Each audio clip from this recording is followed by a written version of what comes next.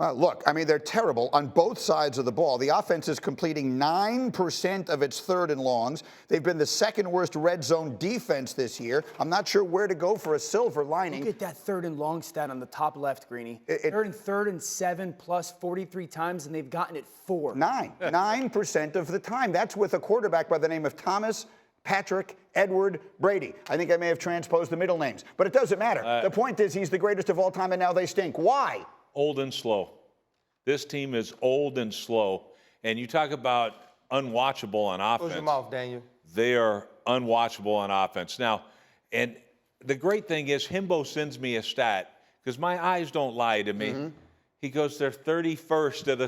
They're the slowest team. One team, I don't know who the heck slower than they are on offense, but they are 31st, and I'm sure that team stinks. Indeed. Well, there you go. That's what they look like to me. And to me, it's like, this team is searching like crazy. At least they're trying, they're searching. But Tom Brady looks like a shell of himself. Like, we look at even physically. Like, his personal life obviously is having an effect too. Like, and I get it. And you know, I don't want to minimize this, but it's a factor. And obviously it's something, but this thing looks like there's no answer because there's no speed on the field. Yeah. It looks so bad, though. Yeah. Like, I'm watching the game yesterday, and so many times I want to come in here and say that everybody else is failing Tom Brady. No, Tom Brady's failing Tom Brady as well. And we've all known throughout his career that he needs to be protected. He can manipulate the pocket, but he's not a guy that's going to use his legs to get inside and out. Yesterday, they were on his keister the entire day. Mm-hmm. And then when he did have opportunities to throw the ball, they were in the dirt. They were high. They were off to the left. Tom Brady is not the same player, not that he was in 2007. He's not the same dude from last year. And everybody's going to watch this play in which Greeny thought that he could catch the ball, and they're going to say, oh, if he catches this ball, then it's totally different. No. The game is a different way. That's not how it works. Yeah. Because the rest of the game needed to be played. No, there were no more opportunities like this. Mike Evans wasn't running free behind the defense. Chris Godwin wasn't making enough plays in the middle of the field, and they can't run the football to save my life or Danny's life, and that's an issue. Tampa's done. Okay, Tampa Bay is done.